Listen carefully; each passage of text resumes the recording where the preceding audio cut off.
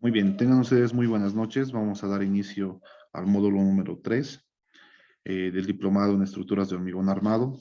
En este caso vamos a hablar sobre los diseños sismorresistentes en edificaciones de hormigón armado. Para lo cual vamos a ver tenemos acá ya desarrolladas las 7 sesiones. Ya en el canal de Telegram y en el grupo de WhatsApp compartido parte de la bibliografía. Fíjense, he compartido, no sé si está actualizada. Esta es una carpeta que la vamos a ir actualizando a medida que vayamos avanzando las sesiones. En este caso, dentro de la bibliografía, lo que vamos a ir representando son prácticamente la norma vigente en nuestro medio. En un principio hablábamos de una guía boliviana de diseño sísmico 2020, de la cual vamos a hacer referencia en todo el desarrollo de estas 7 sesiones. También es importante saber el tema del mapa probabilístico de amenaza sísmica. Vamos a empezar a abordar los conceptos de un diseño sismo resistente a raíz de amenazas, ¿no? Y vamos a hacer algunas comparativas también con las normativas, en este caso la SI 318 en su versión 2019, que es la que se encuentra en este momento, es la última versión de la normativa americana. ¿Listo? Entonces, antes de abordar eso, quiero mostrarles lo que vamos a ir tocando en estas primeras sesiones. Tenemos que hablar en consideraciones generales, lo mismo. Aquí he complementado algunos ensayos, por ejemplo, de tracción.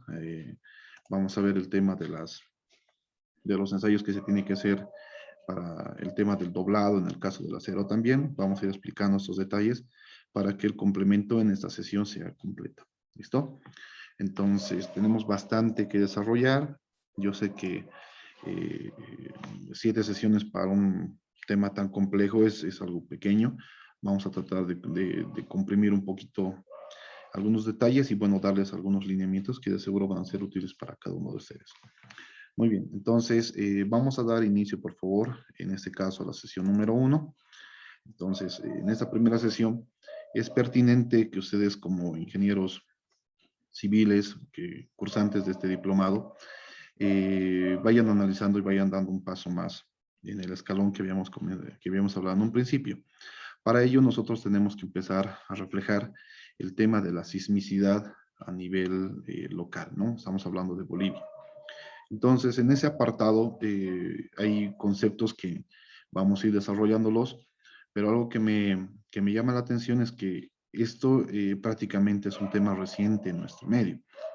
Yo recuerdo hace años atrás, igual cuando desarrollaba una materia que se llamaba temas especiales de hormigón armado, teníamos en el último módulo de la materia teníamos un diseño sismo resistente, pero variábamos mucho la normativa, es decir, veíamos viento con la norma BAEL, veíamos, qué sé yo, diseño de columnas con la EHE, y hacíamos mucha mezcla de normativas. Entonces no llegamos a una uniformidad.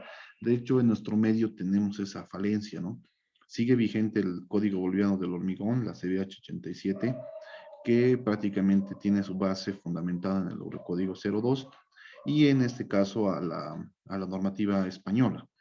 Entonces, en ese apartado ya estamos viendo la forma de entrar, como el resto de los países sudamericanos, a normativas norteamericanas. ¿Listo? Tengo entendido que prácticamente en esta primera guía, ya plasmada como, entre comillas, como norma para un diseño sísmico, tiene base en la normativa mexicana. Hay un comité para el tema de actualización y es propicio que a raíz de experiencias y de datos que nos ofrece San Calixto vayamos nutriendo esta normativa. Entonces, vamos a comenzar hablando de ese tema. Eh, como les digo, es un tema muy reciente en nuestro medio, la situación de un diseño sísmico. Hace poco tiempo se decía que no había el concepto de peligro sísmico en La Paz o que no había sismos en Santa Cruz, pero esa situación ha cambiado. Entonces vamos a hacer una introducción, por favor, en este caso a desmentir ese tema, ¿no? A evidenciar el peligro sísmico que tiene nuestra región y en este caso nuestro país, Bolivia. Fíjense, vamos a hablar entonces de antecedentes de sismicidad en Bolivia. Ya antes de abordar todo lo que nos agrada como ingenieros calculistas, nos encanta ver el desarrollo de un software, empezar a manipular, empezar a obtener resultados y empezar a comprender cómo funciona un programa. Es bueno remontarnos primero a este concepto, ¿no? Que es prácticamente lo que nos va a poder diferenciar del resto, conocer los conceptos claros, ¿no? Bien, entonces en este apartado, fíjense, nos habla de la Global Background Seismicity, ¿ya? De 1998 al 2009. ¿Qué dice en sus siglas traducidas al español? En realidad nos habla de unos antecedentes de sismicidad global, ¿ya? Que más o menos comprenden en el periodo de 1998 a 2009. Es interesante este PDF, va a ser parte de la documentación que también les voy a proporcionar y me encantaría que ustedes se tomen la tarea de empezar a traducir lo que tenemos en la parte baja, ¿listo? Esta parte baja que está como leyenda nos habla prácticamente de algunos sismos importantes que han surgido en este periodo, entre 1998 y entre el 2009. Y nos hablan de un rango en magnitudes, ¿listo? Entonces es importante que nosotros vayamos a tener una representación en español de esto. Entonces, la primera tarea que se les va a encomendar es que hagamos una traducción, ya, una traducción, pero obviamente la traducción tiene que ser técnica, ¿listo? No vamos a poner esto en el Google, en el traductor de Google, ¿no es cierto? Entonces, la idea es empezar a leer lo que se tiene acá y hacer algunas correcciones. Para ello, lo que les voy a pedir es que ustedes también descarguen, y si no lo tienen, podemos ver la forma de proporcionarles algunos diccionarios técnicos, ¿ya? Nosotros como ingenieros civiles, lamentablemente, por el tema del idioma y demás, los últimos o la última tecnología siempre va reflejada en inglés, sea esta de Corea, sea este de China, sea de cualquier país, la última tecnología vienen plasmado por papers, investigaciones, pero viene todo en inglés. Entonces, es bueno que si no manejamos adecuadamente el inglés, por lo menos tengamos un diccionario técnico y nos demos la molestia de empezar a traducir. Las palabras técnicas siempre son repetitivas, entonces no va a haber mucho problema en una buena traducción. Entonces, para la siguiente sesión, por favor, es más, para mañana yo necesito que me traduzcan todo lo que está acá abajo, para que haya un concepto claro de lo que tenemos en sismos. ¿Listo? Entonces, en virtud de todo lo que hemos hablado, en virtud de todo lo que hemos relacionado, fíjense, existe el Instituto Tecnológico de California. ¿Listo? Este instituto tecnológico prácticamente empieza a tomar datos de todo lo que es, de todos los continentes.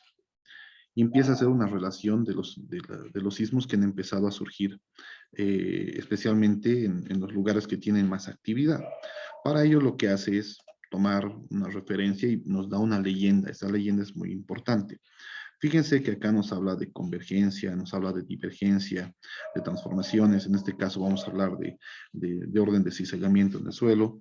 Y nos hablan aquí en el tema de los plates boundary, nos hablan de las roturas, en este caso de las cortezas que tenemos. ¿Listo? Y lo más importante, si se fijan, nos dice el earthquakes magnitude, o sea, la magnitud del sismo. Y nos habla de 4. Fíjense cómo está dimensionado en este caso, cómo está dimensionado, en este caso, perdón, cómo está dimensionado la magnitud de nuestros sismos. Vamos a ponerlos a escala, fíjense, van desde de menor a mayor, y obviamente por el orden del círculo, ¿no? 4, 5, 6, 7, 8, 9 y mayor a 9. Y en este caso, en el depth, es decir, en las alturas, nos hablan un poco de la profundidad, ¿listo? Entonces nos dice que son superficiales prácticamente esos de acá, cuando tenemos de 0 kilómetros a menos 735 kilómetros. Entonces, esto es importante para empezar a orientar un poco más sobre el tema de ubicar tanto las magnitudes como las profundidades. Esto es importante en el tema de, de unos datos tanto en cuanto a aceleraciones, ¿no? Cuando nosotros empezamos a describir, por ejemplo, un sismo, empezamos a ver el epicentro, dónde ha sido el hipocentro, dónde tenemos la distancia focal, dónde se ha producido. Entonces, todos estos registros que los lleva muy bien el Instituto de San Calixto, nos proporcionan y a medida que se van instrumentando tenemos mayor certeza de aquello. ¿Listo?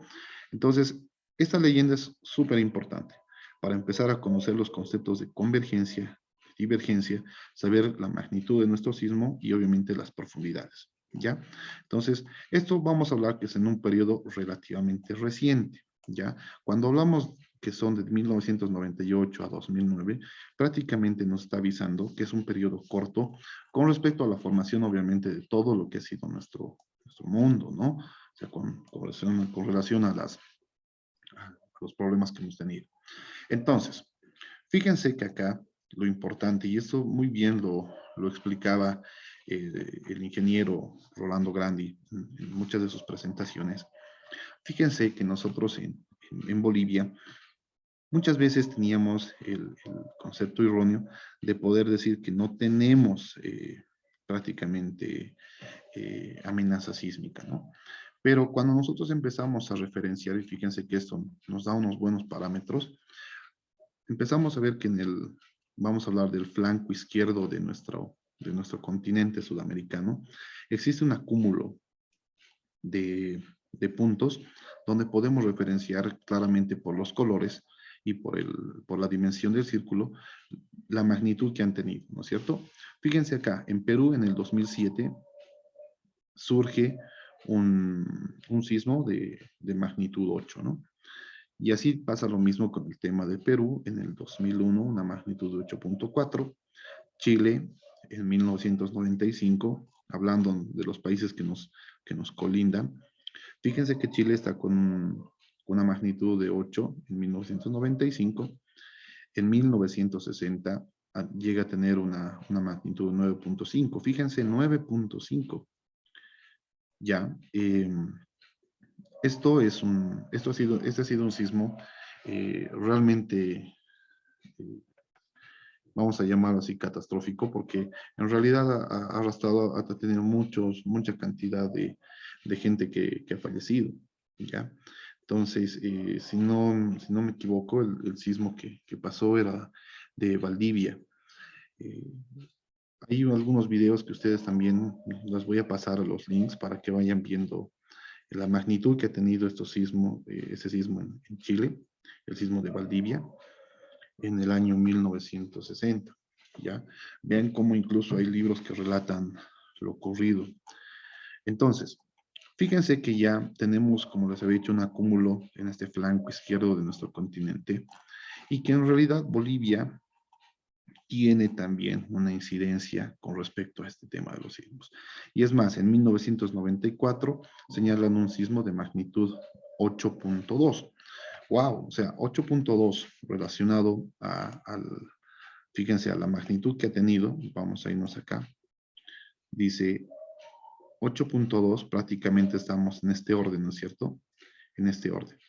Entonces, también el color nos avisa el tema de la profundidad. Entonces, si vemos, ya vamos a suponer que en este caso se va tendiendo más, vamos a ver este color que es un tema más magenta, digamos. Vamos a suponer que se está orientando más hacia la izquierda. Entonces, nosotros podemos advertir acá que prácticamente este sismo que ha ocurrido, que está más o menos ubicado por La Paz, ha sido muy profundo, pero la magnitud ha sido alta, ¿no? Entonces, ya estamos empezando a ver que el instituto, en este caso de California, el Instituto Tecnológico de California, refleja esta información, ¿no es cierto? Y hay otros sismos que se van dando en Bolivia. Entonces, una vez que empezamos a identificar que Bolivia en realidad sí tiene el concepto de peligro o amenaza sísmica, nosotros tenemos que empezar a ver qué es lo que genera este tema. En riesgos, por ejemplo, hablamos un poquito de la entidad donde mi persona desarrolla sus actividades. Hacemos una categorización. Decimos nosotros que cualquier tipo de riesgo, ya por eso hablamos, por eso se llama también la Secretaría Municipal de Gestión Integral de Riesgos, el riesgo es igual a, en este caso, al producto de dos factores importantes. Vale decir que para que exista un riesgo, tienen que existir dos variables. Uno es la amenaza y el otro es la vulnerabilidad. ¿Listo? ¿A qué me voy? O sea, vamos a suponer, vamos a hacer un ejemplo que sea más didáctico. Alguna vez hablábamos, por ejemplo, de un diente, ¿ya? Vamos a suponer que este diente, ¿cuál es el riesgo de que este diente, o sea, tengamos que hacerle una extracción, por ejemplo? No, y la extracción obviamente es ya cuando tienes una patología muy avanzada de tu diente, está muy cariado, por así llamarlo. ¿Listo?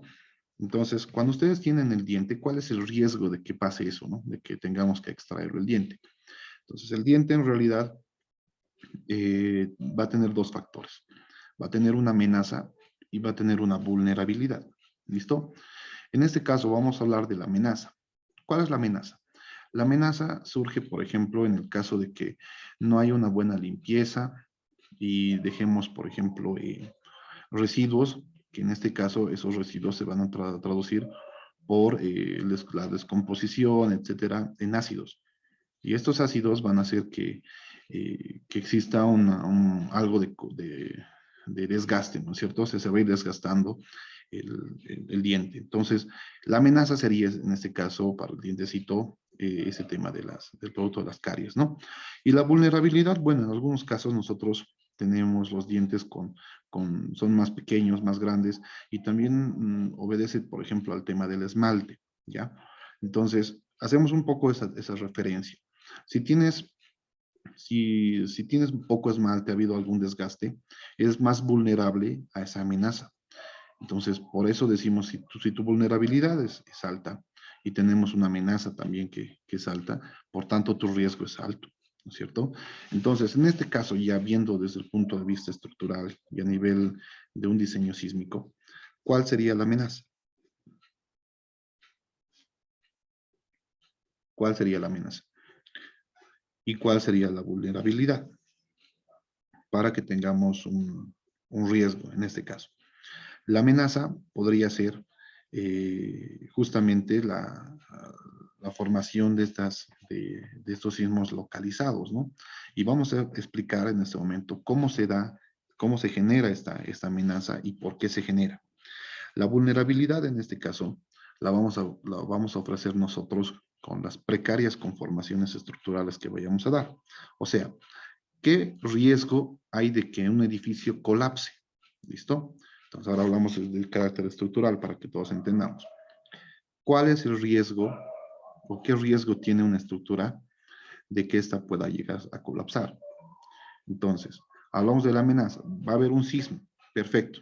Entonces, ¿qué tipo de sismo? ¿De qué magnitud? ¿Cómo será el sismo? Bueno, podemos identificarlo. El sismo va a tener una intensidad de 8.2. Y obviamente esto vamos a hablar más adelante, qué tipo de magnitud, si va a ser, en este caso, Richter, si va a ser Mercalli modificado, etcétera. Eso vamos a hablar más adelante. Entonces, ya vemos que ya tenemos identificada prácticamente la amenaza. ¿Listo? ¿Y cuál es la vulnerabilidad? La vulnerabilidad, en este caso, es que nosotros hagamos una conformación precaria de nuestro edificio. Es decir, nosotros agarremos y hagamos una construcción tradicional. ¿A qué me refiero con tradicional? Comenzamos, viene el maestrito, viene nuestro maestrito y nos dice lo siguiente. Bueno, ya yo me voy a adjudicar el proyecto, voy a hacer esto y hace lo tradicional. Empieza a hacer un vaciadito, una losa. Con suerte le pone un emparrillado inferior y le digo eso con suerte. Si hay alguna supervisión reducida ahí, le ponen un enmayado en la parte inferior, ven inclusive con fierro de diámetro 12 milímetros, etcétera, ¿no? O sea, sabemos cómo se construye nuestro medio. Entonces empiezan a elaborar ya la ejecución de las zapatas. Estas no vienen arriostradas. Empezamos a elevar, se vacía una pequeña carpeta. La columna tiene una longitud considerable. Como estamos dándole una profundidad de unos 50 o 2 metros y la columna no viene arriostrada, prácticamente le damos la configuración en un principio de una columna esbelta.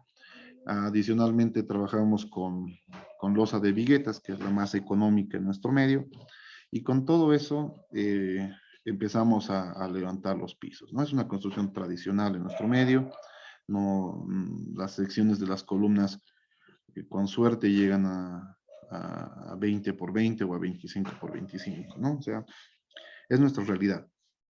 ¿Y por qué no contratamos al ingeniero? Porque resulta caro, ¿no es cierto?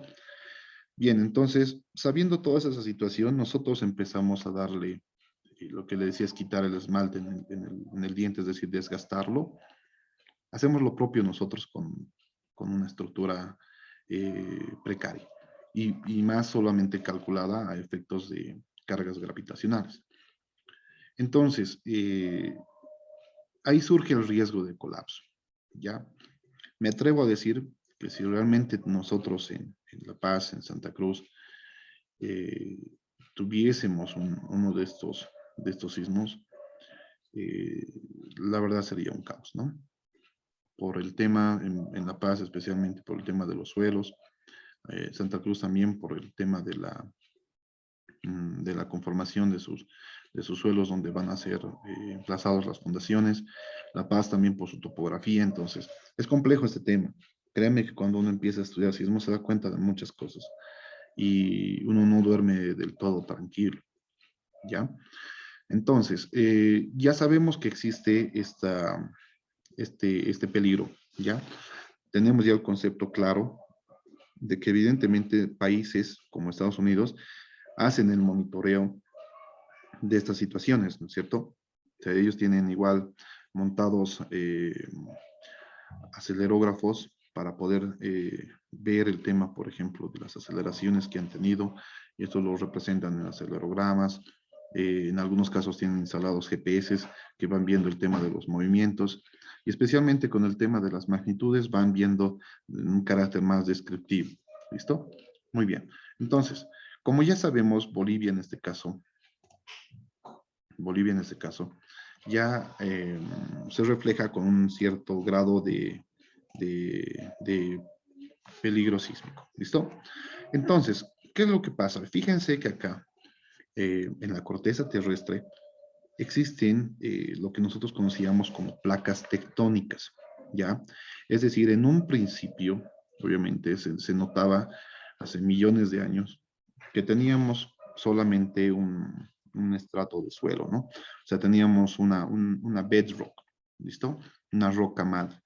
Y a partir de que han empezado a surgir, bueno, han empezado a haber procesos de erosión, eh, pueden ser físicas, químicas, etcétera, ha habido unos movimientos dentro del terreno. Y estas placas se han empezado a mover, se han empezado a fracturar. Si ustedes ven prácticamente acá, y si hacemos, digamos, una auscultación, vemos que esto encaja con estos sectores, ¿listo? Por eso han habido estos movimientos, estas roturas de corteza terrestre, ¿listo?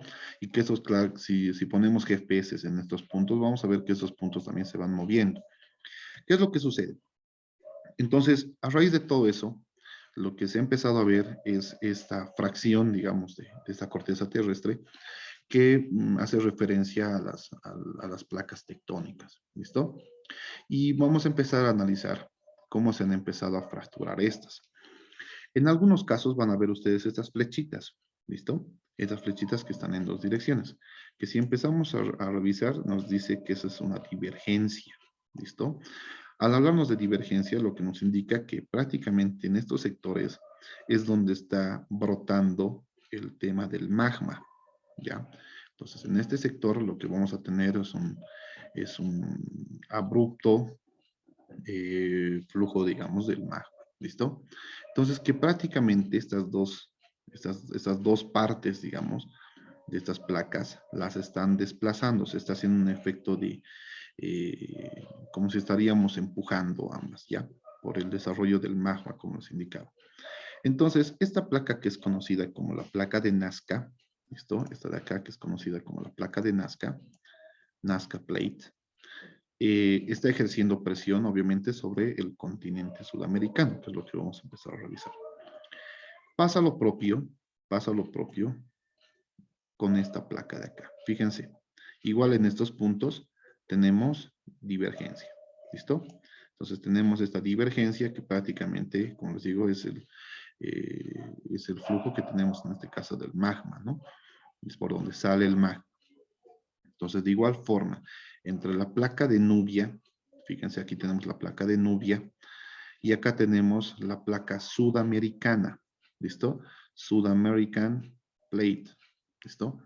Entonces, prácticamente hay un choque de estas placas, de la placa de Nazca y de la placa sudamericana, que tienen, si empezamos a hacer, voy a empezar a hacer zoom y se van a empezar a dar cuenta ya de cómo están. Fíjense, voy a empezar a hacer zoom y cómo está con amarillo lo que ya está delimitado como placas, ¿no es cierto? Fíjense, ahora sí. Entonces, acá en este sector, justamente donde tenemos, esta de acá es la placa sudamericana y esta de acá la placa de Nazca, existe un sector que está delimitado por rojo, fíjense, que prácticamente nos hace referencia a que dentro de nuestra región, en este caso Bolivia, tenemos también una formación y una concentración de, vamos a llamarlo así, de sesiones de liberaciones de energía, ¿ya? Que prácticamente es un sismo. Entonces, hay algo importante y nos hace referencia con una flechita y nos dice, acá en este punto, fíjense que hay un espacio, ¿ya? A este sector le llaman el Codo de Arica, que prácticamente está en Chile. Entonces, hay un espacio donde no se han manifestado los sismos.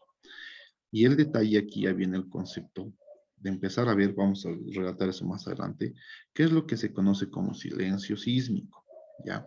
Y que esto prácticamente de los sismos se traduce de manera cíclica, es decir, que se repiten estos sismos en función a los años que van pasando, ¿ya? Entonces, esta primera parte quería mostrarles un poquito de esto, de qué es lo que Inge, sucede. Sí, adelante. perdón, ¿me escucha?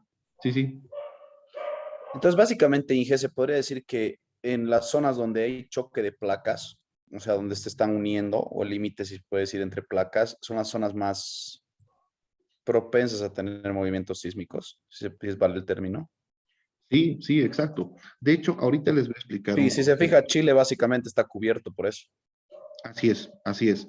Entonces, ahora quiero explicarles con la siguiente, eh, voy a explicarles con la siguiente diapositiva, con la siguiente imagen, qué es lo que realmente está pasando. Porque en realidad estamos viendo que existe divergencia entre estas placas, ¿no? En este caso, fíjense, la placa del Pacífico con la placa de Nazca está habiendo una divergencia, porque por acá empieza a salir el magma. Lo mismo sucede entre la placa que veíamos, esta de Nubia, con respecto a la sudamericana. Entonces, estas dos llegan a chocar, ¿listo? Y obviamente el choque no es directo, o sea, tiene que haber, cuando ustedes hacen presión entre dos elementos, ¿qué es lo que pasa? Necesariamente uno tiene que venirse arriba, ¿no es cierto? Hagan de cuenta un choque entre coches, ¿qué es lo que sucede? Uno tiene que irse por encima del otro, ¿o no?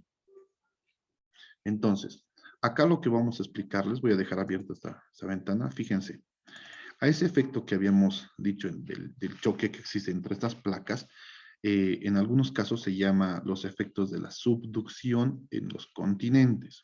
Entonces, debido a esta presión que existe entre los dos, tiene que haber uno que gane, uno que se vaya por encima y otro que se vaya por debajo. ¿Listo? Entonces, cuando existe este efecto, ya que uno se va por debajo, se lo conoce como subducción, ¿ya? Por ende, vamos a hablar de estos efectos de la subducción en el continente. Estamos hablando prácticamente entre la placa sudamericana y la placa de Nazca. ¿Listo? Entonces, como bien decía nuestro colega, fíjense, aquí hay una alta concentración ya de estos eventos sísmicos. producto de, obviamente, de estas presiones que existen entre ambas placas, entre la de Nazca y la placa sudamericana. Entonces, en este caso, fíjense, la placa de Nazca, vamos a decir, subduce, ya, o sea, se viene por debajo de la placa sudamericana. ¿Listo? Y aquí vamos a empezar a identificar algo. Dice, la subducción de la placa de Nazca, ya repito, la subducción de la placa de Nazca frente a las costas sudamericanas ha provocado que esta área sea altamente sísmica y volcánica.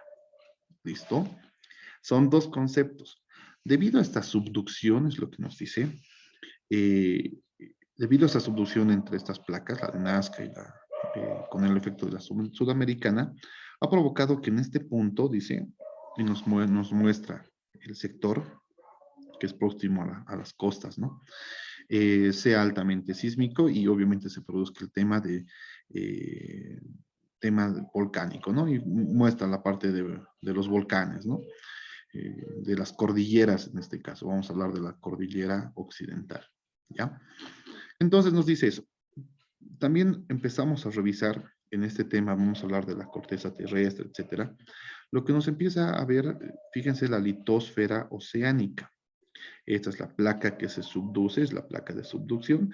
Aquí existe una gran concentración de energía, que al momento en que se libera esto, producen los sismos y si son próximos vamos a hablar a los océanos, es lo que se producen los tsunamis. Entonces nos dice, la placa de Nazca se introduce bajo la placa sudamericana, o sea, existe un efecto de subducción, creando una gran zona de fricción originaria de los sismos. ¿Listo? Entonces, ¿qué es lo que sucede? Si nosotros empezamos a ejercer presión cero, en teoría se tiene un avance anual de 8 milímetros, ¿ya? Entonces, en algún momento existe como una traba, vamos a llamar.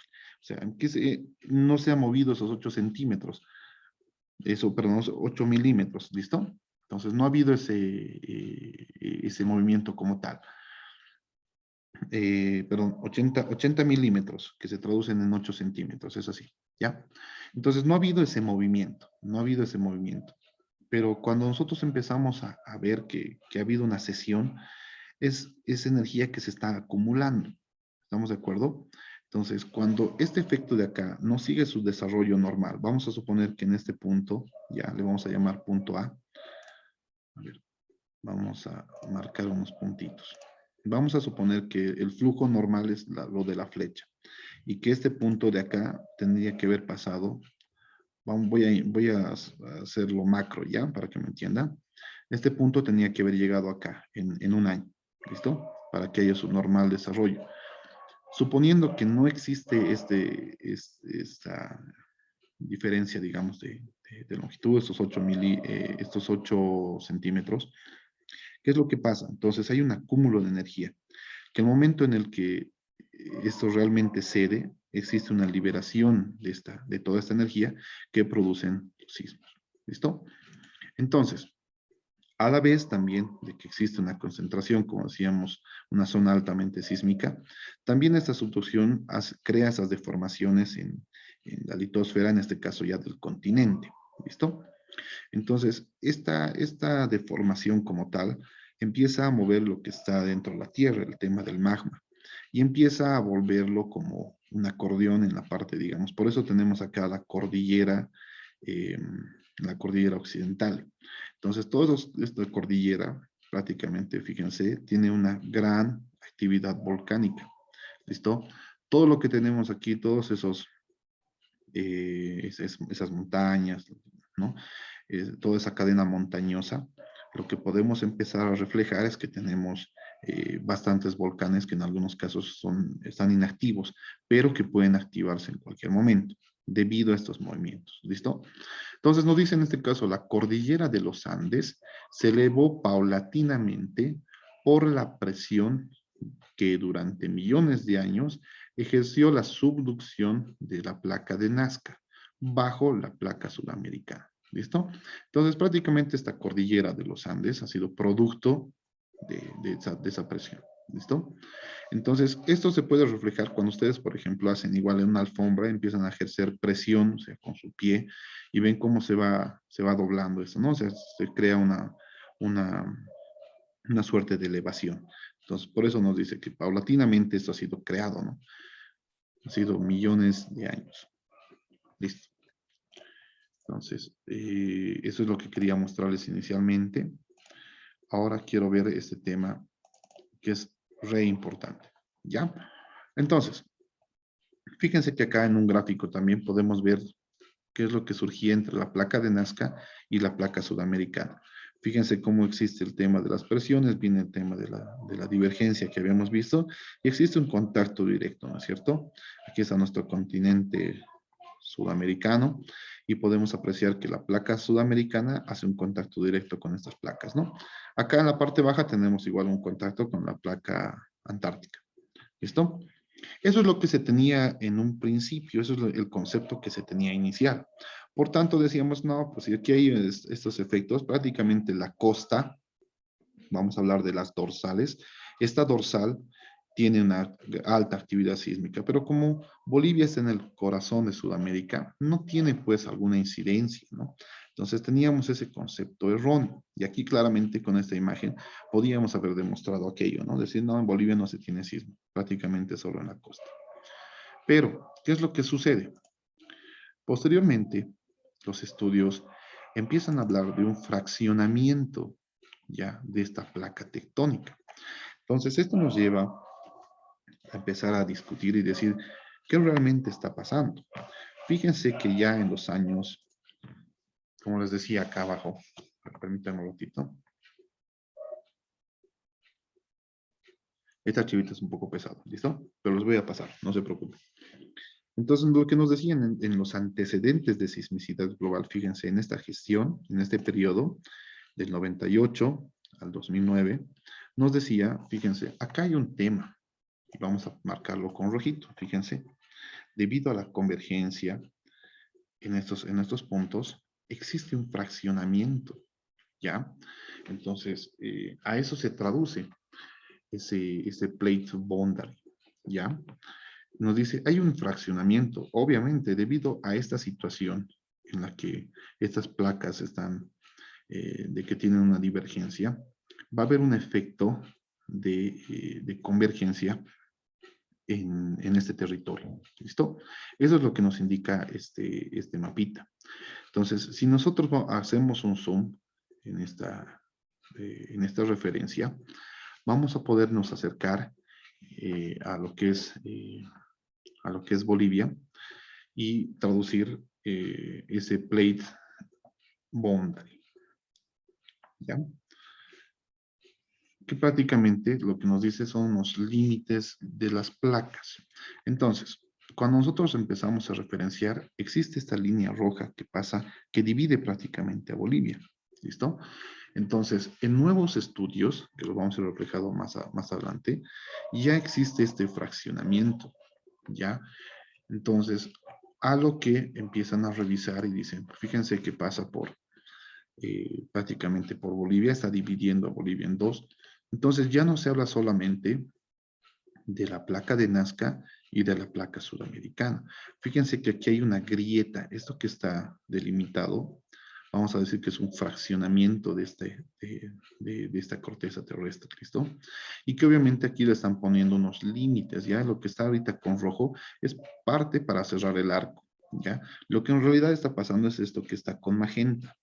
Esto que está con magenta nos está mostrando que sí ya existe un fraccionamiento en este sector, que ya se está partiendo. Y claro, para traducirlo en una nueva placa, lo que prácticamente se está viendo, fíjense, aquí son una sierra, o sea, nos dan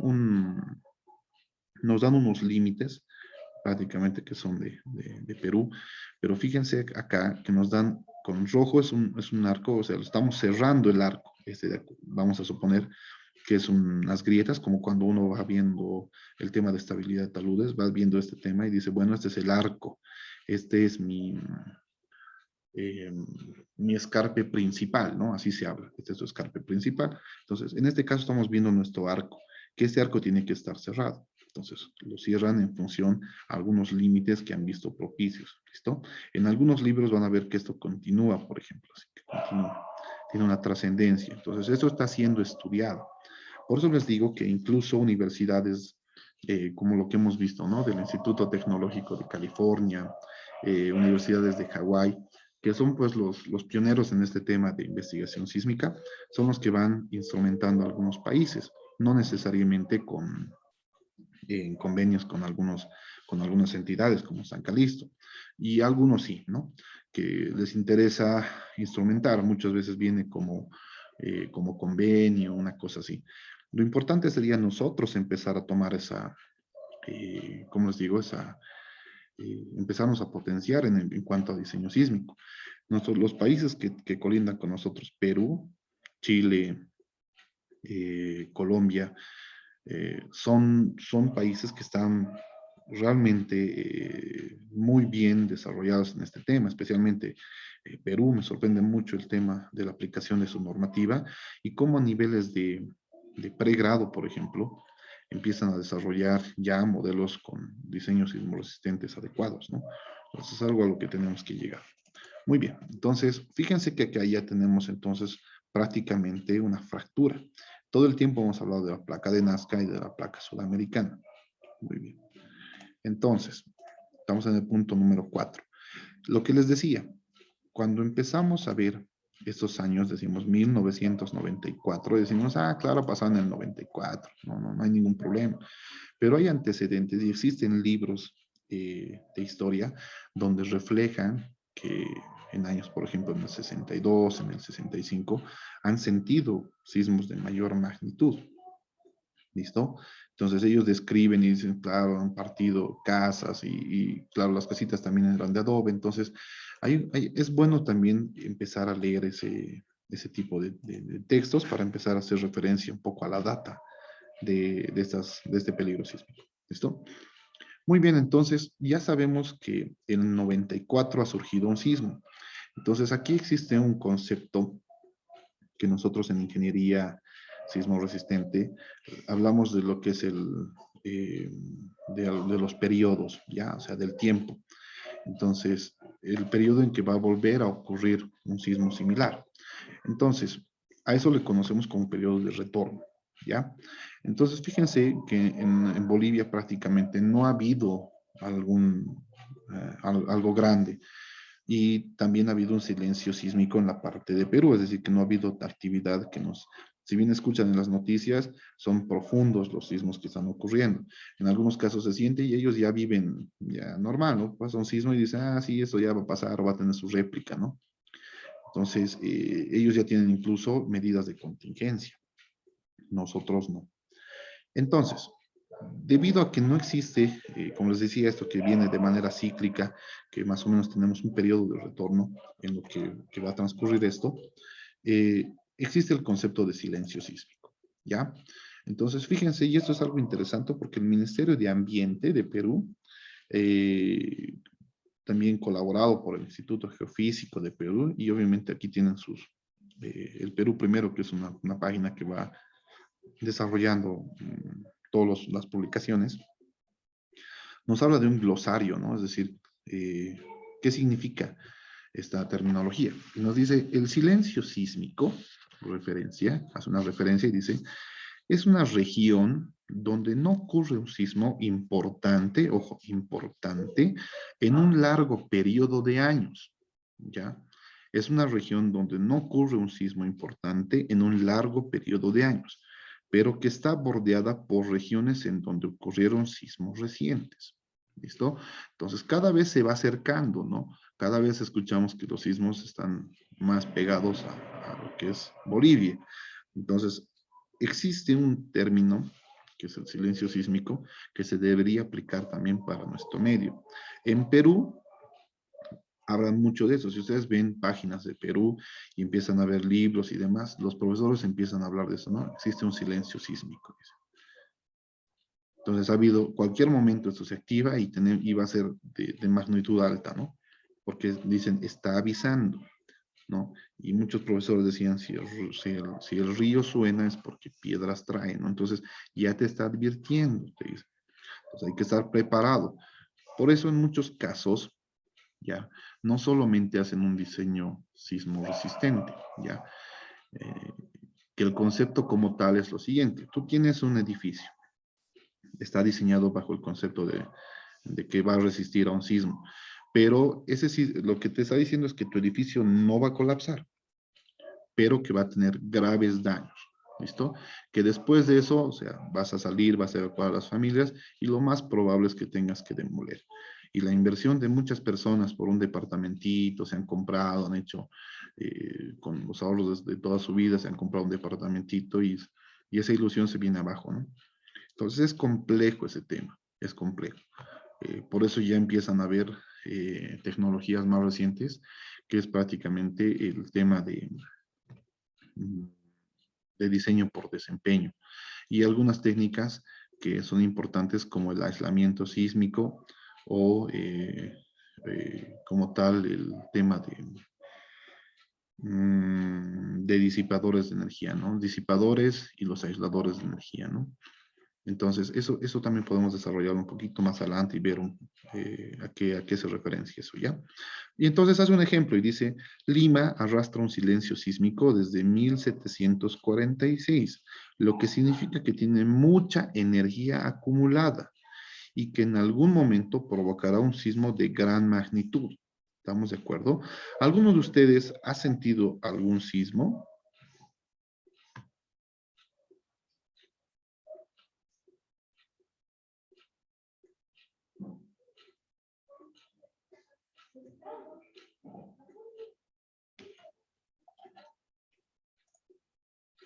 Creo que nadie, ¿no?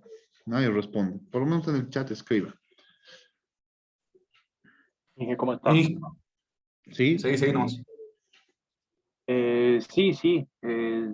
Creo que en 1998 hubo un sismo, bueno, yo que vivo en Cochabamba, Ujú. hubo un sismo cercano a Totora, inclusive es muy famoso a nivel arquitectónico, que como las cubiertas de las casas de Totora siguieron el patrón de sismo que hubo en 1998, si no me equivoco.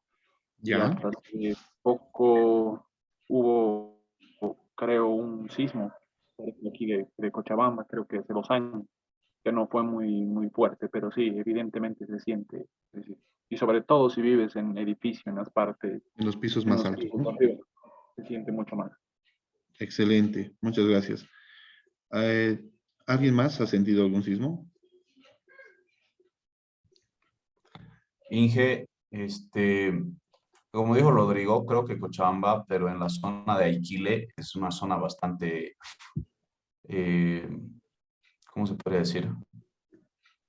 Um, de riesgo, y es la que No. creo que ha Vamos. tenido uno de los peores sismos de Cochabamba, ¿no? Pero sí Sí. me ha ocurrido que a mí quizás no un sismo, ¿no? Dicen, pero es como un pequeño movimiento y yo estaba en el, es que chistoso, pero yo estaba en el cine Ujú. y yo recuerdo estar viendo la película y, o sea, y era una parte así buena de la película y yo sentí que se movía mi asiento y todo, y dije, mira, o sea, qué buen efecto, ¿no? Pero después leí en el Facebook, o sea, las noticias y todo eso, que había habido un pequeño movimiento sísmico. Y creo que en Cochabamba sí suele haber así pequeños, he sentido unos dos en los últimos 5 años, por lo menos. No Excelente. así de magnitud, pero levemente se siente, ¿no? Y mientras, como dice Rodrigo, mientras más altura hay, es peor, ¿no? Pues se siente más. Así es, excelente. Bien, el concepto en realidad cuando tenemos que hablar de Cochabamba, digamos, o de algunos lugares, como decías, aquí Le Totora, tendríamos que decir que tiene una alta actividad sísmica. ¿Listo? Entonces, estamos hablando en este caso, lo que les decía, de liberaciones grandes de energía. Y eso es lo que hablamos, o sea, tenemos que empezar a hablar correctamente. El riesgo se manifiesta, como les decía, de un producto, de una amenaza y una vulnerabilidad. Entonces, es bueno hablar siempre de zonas con actividad alta o baja. ¿Listo? Entonces, empezaremos a uniformizar un poco nuestra terminología.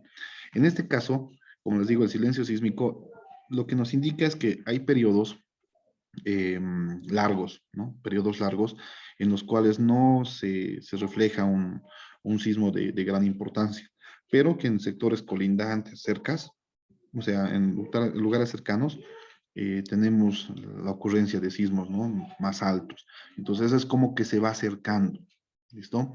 Y es más, ustedes entran a la página de San Calixto y va informando, dice, hay un sismo de 8, de 8 grados de magnitud, no sé, de magnitud 8, ya, pondremos así un número, luego vamos a explicar ese tema. De magnitud 8 y uno se asusta, pero dice esto ha pasado más o menos a unos 200 kilómetros, ¿no? Entonces ya te empieza a reflejar, obviamente dices 200 kilómetros, bueno, sí, ya empiezas un poquito a revisar ese tema de los conceptos. Estoy poniendo los números, ¿ya?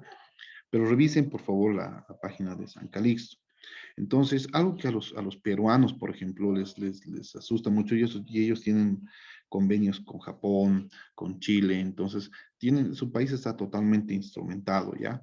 Y sí, continúan haciendo instrumentaciones, van llenando de equipos, en este caso también de GPS, y hay comisiones, ¿no? O sea, vienen entidades que dan un monto de dinero para empezar a hacer algunos estudios, ¿no? Por ejemplo, de actualizar sus mapas de geología para tener una relevancia con respecto a este tema, ¿no? Y es importante esto porque en nuestro medio, por lo menos en La Paz, por ejemplo, nosotros tenemos un mapa de riesgos. No sé si han escuchado hablar de eso, no sé si Cochabamba tiene, desconozco la verdad del resto del país, pero en La Paz, por ejemplo, nosotros tenemos un mapa de riesgos que está en miras de ser actualizada. Nuestro mapa data del 2011. Entonces, este mapa de riesgos ha sido prácticamente una sobreposición de vulnerabilidades, de amenazas. Entonces, hay un mapa de amenaza en cuanto a suelos, ¿no? A deslizamientos, zonas que son más deleznables, etcétera. Entonces, cuando empiezan a reflejar toda esta información, resulta este mapa de riesgos, ¿no? Más que todo reflejado al tema de construcción, dónde puedes ir a construir, cuál es un terreno relativamente bueno. Pero esto, como les digo, es un poco, es un tanto, vamos a llamarle, eh, es algo que te refleja, a ver, ¿cómo les explico esto? Este mapa de riesgo te muestra qué problemas puedes llegar a tener, pero es referencial, ¿ya?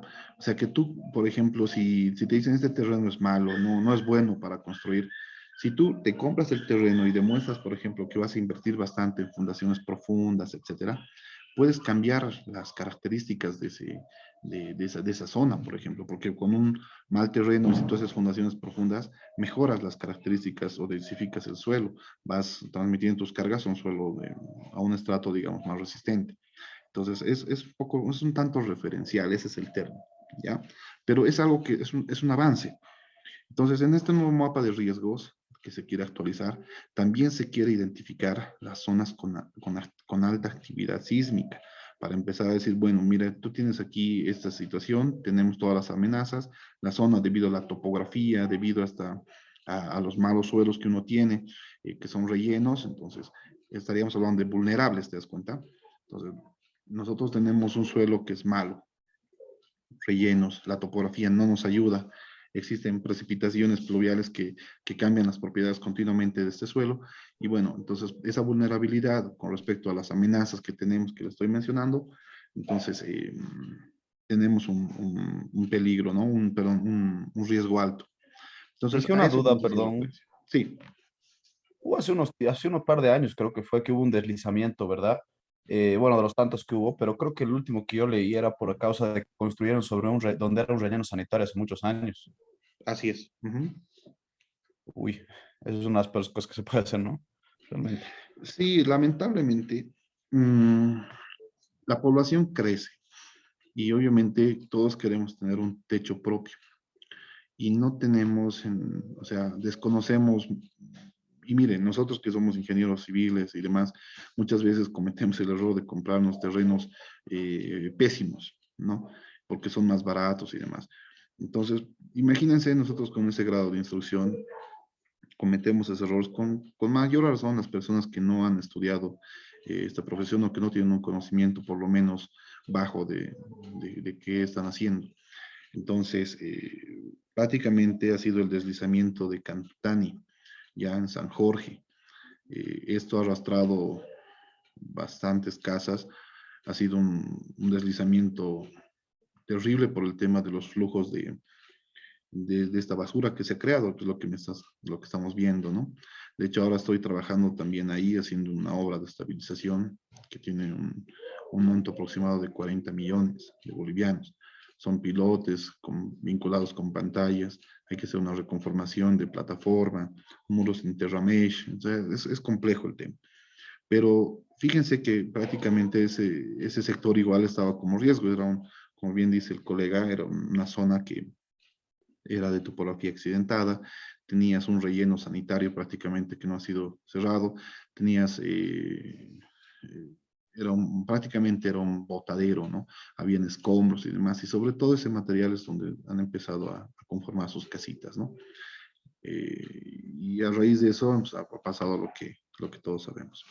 Ya, ese es un tema un poco más, digamos, de deslizamientos, ¿no? Bien, entonces en el punto 6, fíjense, en el punto 6 quería mostrarles lo del Global Earthquake Model, ¿listo? También en este caso vamos a hacer referencia a este tema. Fíjense qué es lo que pasa, y esto es algo que se ha conseguido recientemente, en el 2018.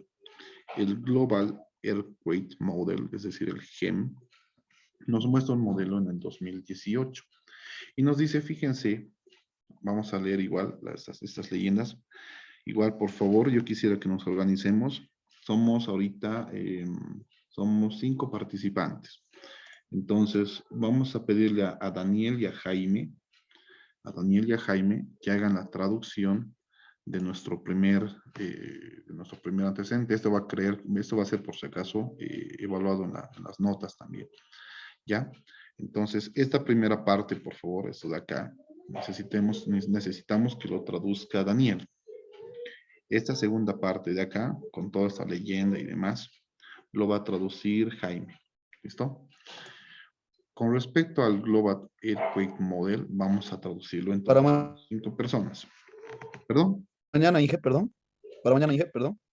Yo preferiría que sea para mañana, que me entreguen eso, para que le den continuidad. Mañana tienen en la noche para darle una leidita y traducir. Eso les va a servir. Lo vamos a unir todo en uno y nos vamos a pasar, ¿ya? Yo lo voy a unir Ya, todo esto gracias. y los voy a pasar. Entonces, ya sabemos Daniel, su parte, ya sabemos Jaime. Nuestro colega Magno va a hacer la traducción de todo esto, ¿ya? Nuestro colega Rodrigo va a traducir todo lo que está en el recuadro, y nuestro colega Ronald va a traducir todo esto. ¿Listo? No podemos fallar porque fíjense que si a alguien le falta va a quedar una pieza inconclusa, ¿ya? Entonces, por favor, seamos serios con este tema. Muy bien, entonces, a partir de acá, fíjense que este Global Earthquake Model, es decir, el GEM, empieza a zonificar un poquito el tema de los sismos, ¿no? Empieza a mostrarnos dónde tenemos concentraciones de actividad sísmica y nos empiezan a mostrar esto, ¿no? Nos empiezan a mostrar esos mapas que lo van a ver reflejados en muchos libros, ¿ya? Que hacen referencia, de hecho nuestra normativa hace referencia también a aquello. Entonces, ¿qué es lo que nos dice? Fíjense esta leyenda. Nos dice que esto es el Peak Ground Acceleration, ¿ya? El famoso PGA. Esto, por favor, tomen muy en cuenta, ¿ya? El PGA. P viene de pico, peak. Ground es, ¿saben qué es ground?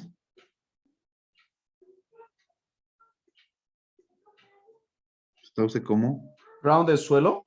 Suelo, exacto. ¿Ya? Peak Ground Acceleration. Entonces es la aceleración pico del suelo. ¿Ya?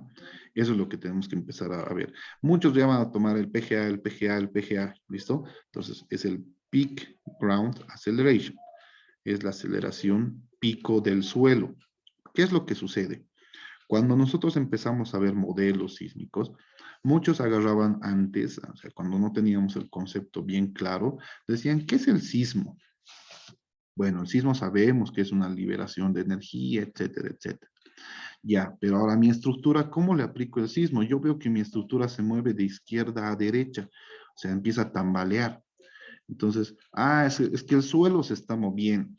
El suelo es el que se mueve, ya, el suelo es el que se está moviendo, y obviamente el suelo es lo que hace mover la estructura. Perfecto, entonces, ¿cómo traduzco este tema? Lo que se puede traducir, había un concepto de las fuerzas laterales equivalentes, y eso vamos a hablar cuando hablemos del tema de Perú, el tema de un diseño sísmico estático, es decir, de transmitir estas cargas horizontales, como si fuera un empuje, digamos, ¿no? Como si a un muro le estarías ejerciendo un empuje, algo así, pero en este caso a la estructura. Entonces se traducía en flechitas. Entonces estos empujes empezabas tú a revisar y traducías esto en unas flechitas que movían la estructura y al final tenías que comparar este tema del corte basal, ¿ya? Lo vamos a desarrollar, no se preocupen, esto estamos adelantando un poco. Tenemos prácticamente sesiones en las que vamos a abordar todo esto. Listo, entonces el Peak Ground Acceleration dice en unidades de la gravedad, eso es lo que nos está diciendo. Ya, entonces tenemos la aceleración pico del suelo en unidades de la gravedad, es en fracción. Por eso la gravedad es un buen dato, ¿ya? La gravedad, les pregunto una cosa. Bueno, en realidad el concepto es claro, ¿no? Eso hemos visto en física. No se habla de gravedad, se dice la aceleración de la gravedad, ¿no es cierto? Entonces, vamos a ver entonces en este caso, la gravedad es constante.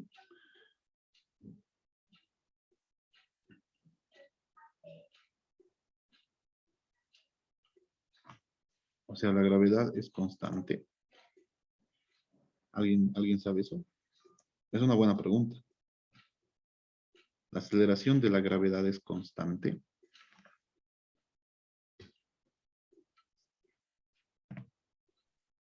No, depende, según la física clásica newtoniana, Ujú. no es constante porque depende o perdón, de acuerdo a la física newtoniana, se podría decir que es constante, pero las nuevas teorías dicen que depende de una deformación entre el espacio y el tiempo, ¿no? Entonces, siguiendo esa teoría, es casi imposible que sea constante. Ya, perfecto, muy bien. Saben, a mí lo que me gusta más, cuando yo me meto a algo así, me encanta averiguar y a veces, escucha, hasta me leo varias cosas que al final me voy a otro tema, ¿no? Me pasa muchas veces con mis tesis. Entonces, lo que yo les sugiero es que vayan revisando si la gravedad es o no es constante, vayan leyendo papers y demás. En este caso, nosotros vamos a hablar solamente de G, ¿listo? Yo tengo el concepto de que la gravedad igual varía, ¿listo? Entonces, varía en función a las elevaciones que tenemos, hay una relación inclusive, ¿no? De presiones y demás. Podemos hablar un poco también de termodinámica, pero en este caso vamos a referenciarnos a este tema, ¿ya? No nos dispararemos. Entonces nos dice que prácticamente el PGA está en unidades de la gravedad, es decir, una fracción o algo, hace referencia a la aceleración de la gravedad. Entonces nos dice con un 10% de probabilidad de excedencia, ¿ya? O sea, ¿qué quiere decir? Que nos está dando prácticamente un margen. En el tema de sismos y en cualquier tipo de cargas, digamos, no puede ser preciso. Algún ingeniero dice, no, yo calculo muy bien mis cargas, etcétera, son 220.32 kilos. Y eso no es cierto. O sea, es muy variable, ¿no? Puede que invites a tu fiesta de tu casa y digas, no van a venir personas que tengan un mismo peso, ¿no es cierto? Eso es imposible. O sea, por eso nos damos márgenes. Por eso en ingeniería no tenemos que irnos tanto al decimal, sino irnos más a las órdenes de magnitud, ¿ya? ¿A qué me refiero? Ustedes han debido ya leer un poco de los números gordos. Ese libro es excelente. Entonces te da órdenes de magnitud y te dice claramente, los números gordos no son tan refinados. Te dan, obviamente, los conceptos a más, digamos. O sea, en realidad tú tenías, por decirte, vamos a suponer, has puesto que tienes 85 toneladas, digamos, de carga. Realmente, si haces tu modelo refinado, no habrían sido 85, habrían sido 80, pero entre 85 y 80 estás por ahí y estás de más, ¿te das cuenta? A eso se van los números gordos. Pero en realidad con un cálculo así sencillo, reducido, puedes decir, esto tiene 85 toneladas y no ir y decir tiene 8, ¿te das cuenta? O sea, hay una orden de magnitud Entonces, eso es lo que te aclara este tema de los números gordos. Entonces, en ingeniería pasa lo mismo. Vamos a hablar del peak ground acceleration y nos dice que está en fracción de la gravedad, de la aceleración de la gravedad, y que hay un 10% de probabilidad de excedencia. Es decir, que tenemos el 90% de fiabilidad de que esté en ese rango y un 10% de que sea excedido, ¿no? O sea, todavía tomamos un recaudo, ¿se dan cuenta? Entonces, y nos dice que más o menos esto va a ser en 50 años, ¿no? 10% de probabilidad de que este sea excedido en 50 años. Entonces, al hablarnos de 50 años, entra también el concepto de la vida útil, ¿no? De una estructura. O sea, si uno empieza a trabajar con esto y dice, bueno, voy a trabajar con esa aceleración pico del suelo, que tiene un grado, digamos, que está en unidades de la aceleración de la gravedad y que tiene un 10% de probabilidad de excedencia y que va a tener una vida útil de 50 años, ¿ya? Eso tienen que hablar muy bien. Ustedes que están haciendo estos cursos, tienen que empezar a hablar también de la durabilidad de una estructura, saber qué es la vida útil, ¿ya? Es importante conocer esos detalles. Cuando empiecen a hablar de temas de patología, que va a ser el pan de cada día, y les apuesto que si empiezan a tomar cursos de patología, eso les va a dar mucho dinero de aquí a un tiempo.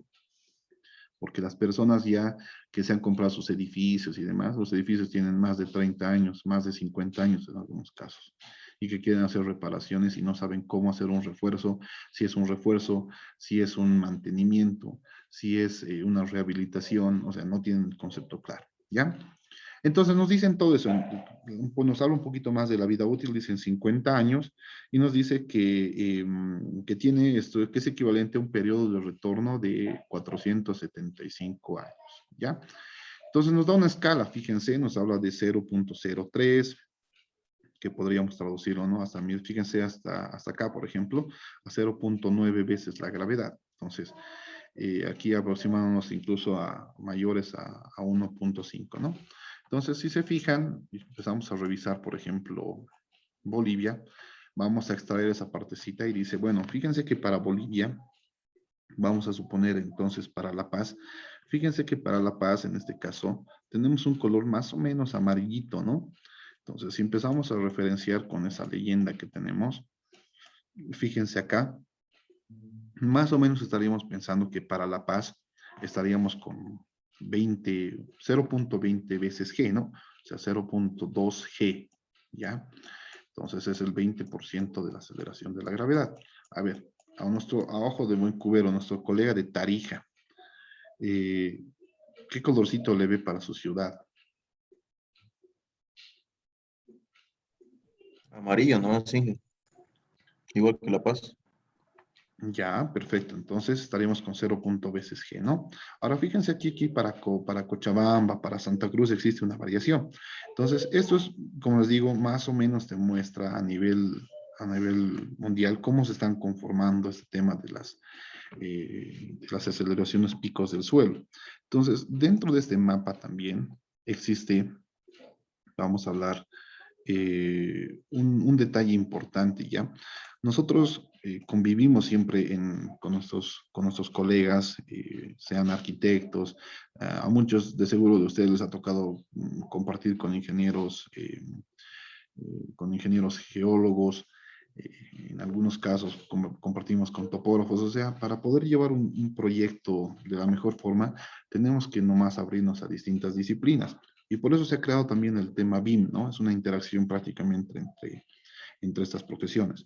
Entonces, lo que yo les voy a pedir, por favor, es que ustedes tengan también algunos conceptos de geología, ¿ya? Yo estoy buscando, hay institutos, por ejemplo, que venden estos mapas geológicos para distintos lugares y esto tiene un costo. Yo todo lo que soy así mostrándoles, les prometo que igual he ido buscando, he ido prestando información, he ido haciendo alguna simbiosis, digamos, ¿no? O sea, me dan algo, yo les doy algo, algo así. Entonces he podido encontrar varios textos, varias cosas que me han servido y que yo siempre, mi filosofía es compartir, ¿ya? Y me gustaría que también ustedes en algún momento, si tienen algo importante, no es solo recibir, ¿ya? Es también dar. Entonces, en los grupos que tenemos de Telegram o de WhatsApp, que en el de WhatsApp pueden escribir, pueden tomar alguna sugerencia, también aporten, ¿listo? Y no con dinero, o sea, aporten con algo que sea útil para el resto. Textos. Algunos, por ejemplo, tienen la posibilidad y se compran normativas en PDF o algún tema de Hipnorca, por ejemplo. Entonces, es bueno compartir, ¿no es cierto? Es bueno compartir. Entonces, yo les pediría igual que por ese lado veamos aquello, ¿ya? Entonces, viendo esta simbiosis que habíamos dicho con nuestros colegas, los geólogos, surge un detalle, ¿no? O sea, y nos llama la atención. Fíjense que aquí hay una continuidad, ¿no? O sea, hay una continuidad de colores, acá también, acá lo propio. Aquí existe una situación, o sea, empezamos a ver que acá existen colorcitos ya demarcados y con un color, digamos, más anaranjado.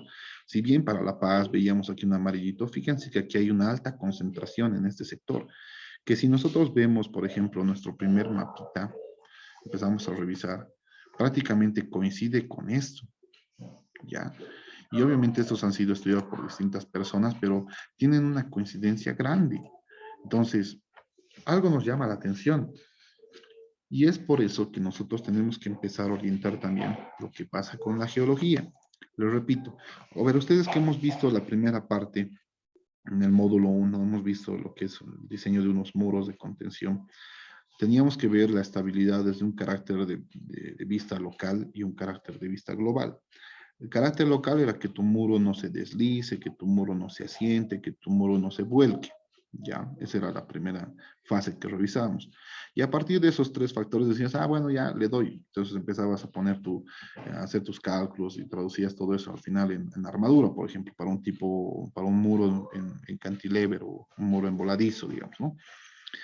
El detalle es que después de que hacías todo ese tu análisis, decías, ah, bueno, ahora voy a revisar la estabilidad global. Entonces, revisaba la estabilidad global, te daba un factor de seguridad y si era mayor a 1.5, ok, ¿no es cierto? Entonces, lo mismo sucede en este caso. O sea, tenemos que empezar a hablar con nuestros colegas, los geólogos, que empiezan a revisar, ¿no? Se empiezan a ver un poco de los minerales, ven el tema de las fallas, ven el tema de las diaclasas, de los elementos. Entonces, es bien interesante caminar con ellos y es cansador, porque les encanta caminar. Entonces, cuando empezamos a revisar esta parte de acá, vemos que aquí hay una concentración alta vamos a decir, de actividad sísmica, ¿no? O sea, la aceleración pico la aceleración pico de suelo es alta en este lado. Entonces, resulta que por ese sector pasan estas fallas, ¿ya? Y estas fallas son las que se conocen en la geología como fallas geológicas, ¿ya? Entonces, por ejemplo, en este sector de Bolivia, surge y nos dicen, existe una amenaza sísmica en Santa Cruz, ¿ya? Este es un recorte, por ejemplo, en periódico igual que hemos sacado, dice amenaza sísmica en Santa Cruz. El Observatorio de San Calixto publicó en 2012 el mapa de amenaza sísmica, ¿ya? Ojo, amenaza, peligro, amenaza es lo mismo que peligro, ¿ya? De amenaza sísmica de Bolivia, donde muestra que la máxima amenaza se concentra alrededor de la ciudad de Santa Cruz. Y en 2016 hizo otra publicación donde confirma que Santa Cruz es zona sísmica, que podría sufrir temblores de magnitud entre 5.5 y 6. Ojo, acá no nos está hablando de qué, ¿no? Magnitud puede ser en la escala de Richter, puede ser en la escala de Mercalli modificado. Esto hay que revisarlo bien. Les estoy dando algunos conceptos que me encantaría que ustedes ya vayan avanzándolos. El YouTube me sirve para eso, para ver algunas preguntas. ¿Qué es la escala de Richter? ¿Qué es la escala de Mercalli? ¿A qué se refieren los dos, no? ¿Qué es Mercalli modificado? O sea, podemos ir avanzando en eso. Y nos habla de una falla. Esta famosa falla, fíjense, nos muestra este sector donde tenemos Santa Cruz, ya tenemos Santa Cruz, tenemos Chuquisaca y tenemos Tarija. Entonces nos dice, existe una falla famosa que es la falla de Mandellapecua. ¿Listo? Esta falla es súper importante. Esta falla de Mandellapecua que prácticamente tenemos, fíjense, Santa Cruz, parte de Chuquisaca y lo que viene a ser Tarija. ¿ya? Entonces, si vemos entre los puntos, se extiende entre Yacuiba, es lo que generalmente hablan, entre Yacuiba y Santa Cruz de la Sierra, ¿ya? Entonces, empiezan a revisar en este sector y muestran, ¿no?, cuál es la trascendencia de esta falla. Y nos dice, la falla de Mandillapecua va desde Santa Cruz hasta Yacuiba. Si toda la falla se activa, podría alcanzar sismos de 8.7 a 8.9 de magnitud. ¿Estamos de acuerdo? O sea que si esta falla como tal llega a activarse, imagínense cuál sería el desenlace para Santa Cruz, Chuquisaca y Tarija. O sea, sería realmente catastrófico, ¿no es cierto? Fíjense las magnitudes que se alcanzarían. Entonces nos dice, recientes estudios e investigaciones concluyen que el empuje de la placa tectónica de Sudamérica desde la dorsal del del Atlántico, ha generado y sigue formando la cordillera oriental. Fíjense, es lo que les decía. Acá tenemos la cordillera occidental y acá tenemos la cordillera oriental. Y entre estas dos, entre la cordillera occidental y la oriental, existe una parte plana que se llama el altiplano. Altiplano, ¿listo? Esto viene de una zona alta y plana. Ahora, acá tenemos una zona subandina, ¿ya? Y fíjense cómo es este proceso. La siguiente clase les voy a mostrar un poquito más de cómo se va viendo esto como un acordeón, ya cómo van empujando estas situaciones y se va formando, ¿no? Prácticamente lo que nos dice, como esto ha sido más expuesto al principio, esta cadena montañosa de la cordillera occidental, prácticamente ya ha tenido, digamos, un desarrollo, pero la cordillera oriental es la que se está manifestando ahora, fíjense, como unos pliegos, ¿ya? Repito, recientes estudios e investigaciones concluyen que el empuje de la placa tectónica de Sudamérica desde la dorsal del Atlántico ha generado y sigue formando la cordillera oriental. Por ende, les digo, es importante el tema de la instrumentación. En muchos puntos, por ejemplo, lo que se ve es que estas cadenas montañosas van creciendo, ya estos picos, si tenían una altura X, ya vamos a una altura Z le llamaremos, con el tiempo tiene una altura de Z más un delta, ¿ya? Entonces eso es lo importante, estas placas de Nazca, fíjense cómo se subduce y cómo van generándose estas fallas. Entonces es bueno conocer este tema, ya por eso les digo, es más abierto. Si quieren que sea un curso de software, no están en el lugar adecuado, ¿ya? Tenemos que entender lo que está pasando. Ya luego vamos a desarrollar el task, vamos a empezar a hacer cálculos, algunas dudas y demás, ¿ya? Esta primera fase es lo que tenemos que identificar. Listo, entonces la placa sudamericana, ya, o suramericana también, y la placa de Nazca, el efecto de subducción y las fallas que están ocurriendo. Por eso se crean estas cordilleras, estos recrecidos, ¿ya? Y fíjense aquí, en el Google Maps ya ven el tema esto, ¿y qué pasaría en este sector que es el Cerro de Mandillapecua? En el Cerro de Mandillapecua surgiría, por así llamarlo, el epicentro de creo que eso nos ha hablado también nuestro colega Daniel, ¿no? Su epicentro, es decir, donde ha repercutido, digamos, el tema del sismo, ¿no? Entonces, el epicentro sería en este caso el Cerro de Mandillapecua. Nos dice, los estudios indican que en la zona del cerro Mandillapecua hay una falla bautizado con el mismo nombre.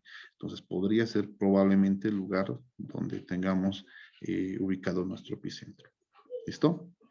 Muy bien. Entonces, es importante este tema, es importante ir revisando qué es lo que tenemos en nuestro medio. Ya hemos visto el tema de la falla de Mandillapecua y hemos entrado también a esto importante, ¿no? Habíamos hablado de Bolivia. Habíamos dicho nosotros en nuestro grafiquito acá que teníamos ya identificado a Bolivia, ¿ya? Pero lo bueno de este Global Earthquake Model, es decir, de los modelos sísmicos globales, es lo siguiente, que hacemos referencia también directamente a La Paz y nos sale una fichita, ¿ya? Esta fichita del Global Earthquake Model nos hace referencia un poco al tema, digamos, social, ¿no? A los millones a la población, ¿no? nos hace una referencia y va explicando el tema, digamos, describiendo a Bolivia. En este caso nos habla del tema sísmico, ¿no? De la amenaza como tal. Entonces nos dice, fíjense acá, vemos La Paz, y aquí ya viene más, está mucho mejor, digamos, identificado este mapa. Entonces nos dice aquí el PGA, es el Peak Ground Acceleration, ¿no? La aceleración pico del suelo, entonces, expresado en unidades de gravedad, que tiene un periodo de retorno de 475 años, eso es lo que nos está diciendo, ¿ya? Que tiene un periodo de retorno de 475 años. La probabilidad de excedencia, eso es importante, por eso les decía, todo eso hay que anotarse. La probabilidad de excedencia es, aquí vamos a repetirlo, ¿ya? Acá. La probabilidad de excedencia es del 10% en 50 años, eso es lo que nos dice, ¿ya? Entonces, aquí ya tenemos esa situación. Fíjense aquí la exposición. Nos empiezan a ver el tema de una evaluación, digamos, en cuanto a daños. Nos dice que aquí abajo vamos a ver ese temita, ¿ya? Entonces aquí, fíjense que La Paz está en este caso, como decíamos, con el color amarillito, que tiene un rango, ¿ya? Que te dice entre 0,20 y 0,35. Entonces, en muchos, vamos a ver igual la normativa, la guía, que al principio era la norma, ¿no? O sea, así lo traducía el ingeniero Grandi, decía es la norma, y posteriormente han cambiado a guía, ¿ya? Entonces, la norma en un principio traducía igual como La Paz, que tenía más o menos una aceleración de 0,20. Entonces decían, y lo criticaban, le decían al ingeniero Grandi, no, eso está más, imposible, ¿cómo La Paz va a tener 0,20? Si Chile tiene su zona más alta con 0,40 y Chile sí está expuesta a ese tema, ¿no? Prácticamente la mitad, esto es un error, y claro, obviamente, si nosotros obedeciéramos ese 0,20, nuestra estructura como tal, un edificio de 12 pisos, se encarecería, ¿no es cierto? Entonces, en aproximadamente un 30-35% del valor. Entonces, eso te conlleva, obviamente, a rechazar esos temas, ¿no? Por el factor económico. Y es más, si tú lo vas a vender, si vas a hacer un edificio para vender, te vas a saltar todos esos detalles, ¿no? Entonces, fíjense que aquí Tarija, como tal, la ciudad, porque aquí nos empiezan a hablar digamos, las capitales, perdón, de los lugares más concentrados, ¿no? Como en este caso, La Paz, Oruro, Cochabamba, donde está concentrada digamos, el punto más neurálgico de esta ciudad. Entonces vamos a empezar a ver las situaciones. Fíjense que Santa Cruz está también con amarillo. Aquí Tarija lo podemos ver como verde, entre 0,8 y 0,13. Entonces, esto lo han desarrollado agentes externos a nuestra región. Entonces, a raíz de todos estos estudios es que es loable el trabajo del ingeniero Rolando Grandi, a quien le tengo una admiración grande por los trabajos que ha realizado, y ha sido el pionero prácticamente de este movimiento para todos nosotros, y es una gran escuela el ingeniero. Entonces, podemos rescatar aquello, ¿no? Fíjense cómo la Cochabamba también tenemos en ciertos puntos mayor concentración de actividad, ¿no? Y aquí vemos la falla de Mandellapecua. Muy bien, entonces, a raíz de todo lo que habíamos revisado, podemos ver estos temas que están valuados fíjense, en billones, en millones de dólares. Eso hay que empezar a leer qué es lo que pasaría continuamente con este tiempo. Pero esta es la curva importante, ¿no? Esta curva y estas gráficas son importantes. Fíjense que esto se ha generado en esta fecha, en marzo ya del 2019. Entonces, en estas versiones ustedes van a poder obtener, digamos, en una versión 1.2, hay versiones más actualizadas. Ahí se los dejo igual la página para que ustedes vayan viendo este tema. Entonces, ¿qué es lo importante? Fíjense que aquí podemos ver el tema de qué pasaría si ocurrieran este tema de los sismos y se evalúan en millones de dólares, ¿no? Pues fíjense que los lugares más afectados serían La Paz, Santa Cruz, qué sé yo, Oruro, Tarija no tanto y Potosí tampoco. ¿Por qué creen que La Paz sería la zona más afectada?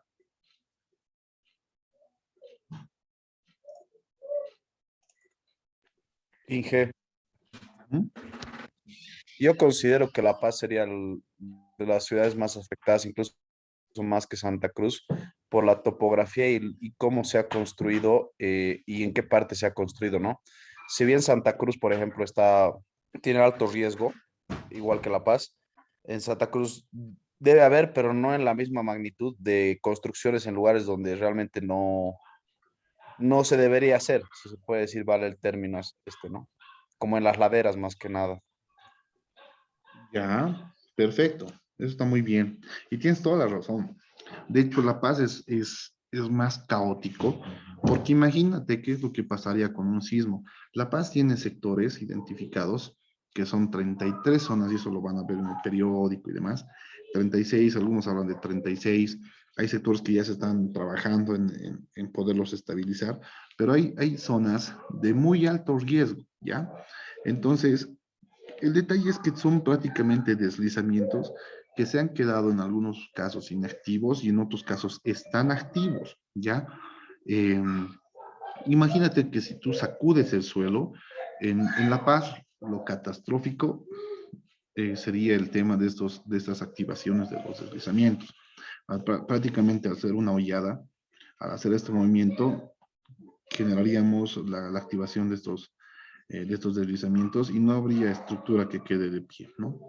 Entonces, lamentablemente, realmente La Paz sería un tema, sería una catástrofe, ¿no? O sea, algo que espero no ver.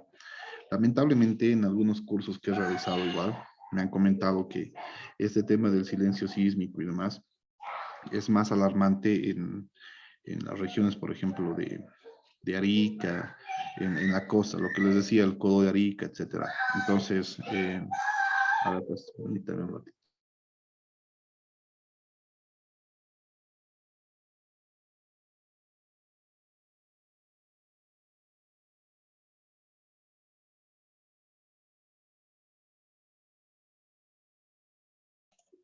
Ya, muy bien. Entonces,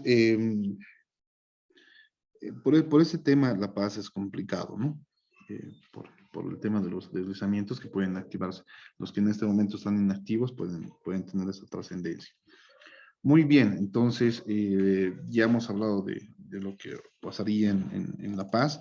Les comenté que ese sector del Codo de Arica, etcétera, se tiene más o menos estimado que ahí van a haber magnitudes que van a superar los 9.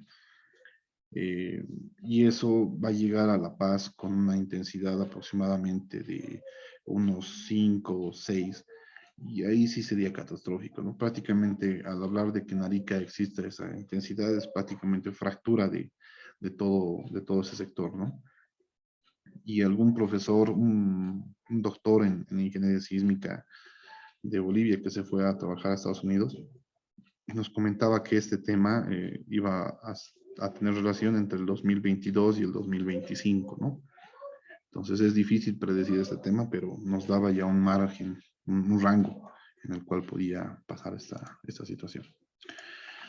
Listo. Entonces, ya vamos a terminar la sesión. Terminaremos de mostrar esas últimas presentaciones para luego ya mañana empezar a hablar de lo que es la configuración estructural, ¿ya? Entonces, fíjense que eso también les voy a pasar. Esos son PDFs que tienen. Vamos a revisar esto. Ah, eso es interesante, ¿ya? Y es aquí como vamos a abordar la normativa. Tenemos que hablar ya de la norma. Les voy a pasar esto. Y si necesitan alguna otra información, encantados se los paso.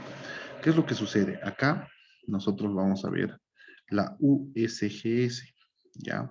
¿Qué es esta famosa USGS? Fíjense que todo el tiempo estamos hablando de algo que ha pasado en Estados Unidos. Prácticamente US viene de los United States, ¿no? Los Estados Unidos. Entonces nos habla de la GS y habla de la Geological Survey, es decir, de los estudios geológicos, ¿ya? Entonces es prácticamente eh, es una agrupación de geólogos de Estados Unidos que tienen estos estudios relevantes con respecto a la geología. Y que la geología obviamente tiene relación con este tema del peligro sísmico. Entonces, ellos mismos empiezan a identificar, fíjense, con estos puntos rojitos, empiezan a identificar lugares donde han pasado eventos extremos, han habido estos sismos, y fíjense cómo van cuarteando. Y aquí podemos ver entre esta placa, fíjense, acá podemos ver el tema igual de las presiones que están surgiendo. Lo que habíamos dicho entre las placas, la placa de Nazca y la placa sudamericana. Entonces, a raíz de todo esto, también empiezan a hacer algunos cortes. Fíjense aquí el corte AA, el corte BB y el corte CC. Entonces, de esos cortes, empiezan a traducir estos detalles, empiezan a ver cuán profundos han sido los sismos y prácticamente la repercusión, ¿no? Ese es el perfil CC, ¿ya? Fíjense cómo están identificados estos puntos, cuán profundos están y esa trascendencia, ¿no es cierto? Ahora, de estos mismos puntos existe una leyenda, ¿ya? Entonces te dice más o menos a qué profundidad han sido ubicados estos, la actividad volcánica que se tiene, y la actividad volcánica obviamente hace referencia a las cordilleras también, o sea, a las cadenas montañosas, ¿ya? Entonces aquí podemos ver el efecto de subducción, lo que nos dice. En este caso existe un efecto de subducción, que esta placa se introduce por debajo de la otra, ¿no? Entonces, eso igual es bueno que lo vayamos desarrollando, que ustedes lo tengan, para explicarles, ¿no? Alguna vez va a venir algún ingeniero y es bueno tenerlo de manera ordenada, o algún arquitecto, ¿no? Que a veces los diseños arquitectónicos difieren mucho de lo que nosotros queremos hacer, es decir, tienen espacios en los cuales tú pones un punto, pones otro, y no existe una relación. ¿A qué me refiero?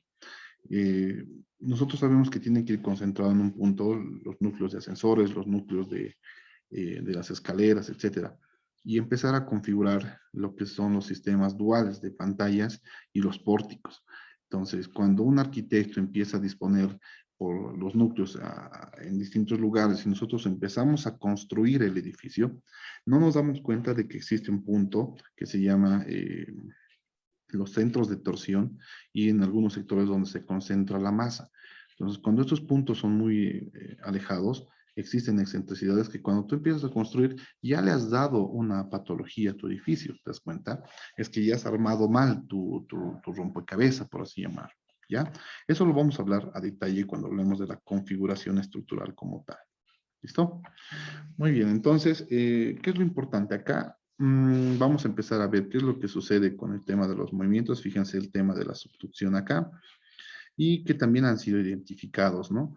El detalle es que acá, por ejemplo, tenemos, dice, igual el 10%, o sea, la probabilidad de excedencia es del 10% en 50 años, y nos habla también del peak ground acceleration, ¿no? O sea, de la aceleración pico del suelo.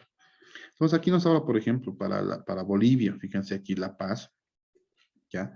Nos dice que está más o menos La Paz entre el 0.16, ¿ya? Porque eso está expresado así, ¿ya? 0.16 a 0.32 es lo que nos está dando. Fíjense que es un rango alto todavía. Al principio hablábamos de 0.20 y ahora hablamos de 0.16 a 0.32. Entonces, ¿a cuál hacemos caso? O sea, a algo que nos muestra. Por eso el ingeniero Grandi tiene una labor loable, ¿ya? Tiene una labor loable con respecto a toda la investigación que ha realizado conjuntamente varios profesionales. Es el caso del ingeniero, por ejemplo, Patrick Putnam, que vamos a hablar en la siguiente sesión también. ¿Listo? Entonces aquí también nos habla, por ejemplo, de magnitudes. Nos habla de magnitudes y nos empieza a decir, fíjense cuáles han sido las magnitudes.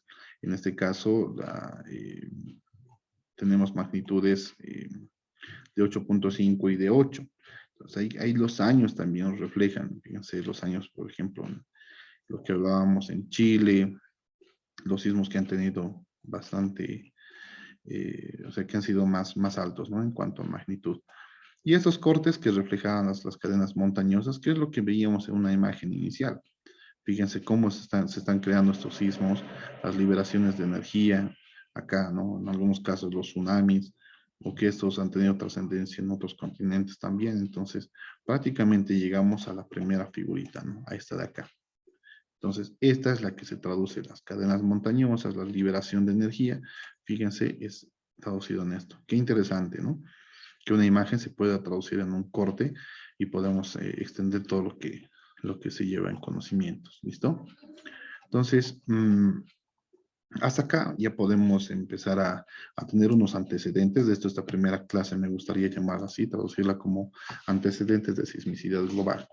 A raíz de esto vamos a empezar ya a analizar. Terminaremos con estos dos, ¿listo? Entonces, vamos a hablar un poquito sobre esta sección, ¿ya? De la USG. Entonces, en este caso, el 2018, nos hablan de lo mismo y nos dicen, bueno, fíjense, acá en Bolivia, ustedes tienen igual, y fíjense, claro, falla de Mandillapecua, que hablamos en un principio. Entonces dice, tienen bastante actividad sísmica en Bolivia. Hay sectores ya más diferenciados. Aquí ya podemos ver un poquito más el color entre amarillo y naranja, digamos, y hay una transición notable. Entonces nos empieza a decir, aquí tenemos la aceleración pico.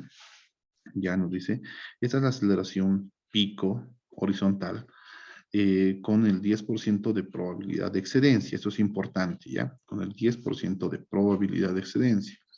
Y nos dice, en este caso, probabilidad de excedencia en 50 años. Muchos hablan de esos 50 años como la vida útil. Les voy a hacer una pregunta para la siguiente clase. Quiero que empiecen a averiguar qué es el concepto de vida útil y, por ejemplo, las iglesias, los colegios, cuánto le dan de vida útil, por ejemplo, a un edificio de departamentos. ¿Será lo mismo que un hospital? ¿Será lo mismo que una iglesia? Entonces hay que empezar a hablar del periodo de vida útil. Muchas personas dicen, ah, no, mi edificio, ¿cuánto me va a durar, ingeniero? ¿No? Entonces hay que ser conscientes en eso. Y no le puedes dar a un número alegre. Es decir, 100 años le va a durar, señora. No, no. Esto va reflejado al tema, por ejemplo, va ligado a los recubrimientos geométricos, va ligado al tema de impermeabilizaciones, etcétera, ¿no? Entonces, ya les estoy dando un concepto, el tema de estos, de la vida útil. Yo quisiera que la siguiente clase comencemos con ese tema, aparte de la tarea que me van a entregar para mañana.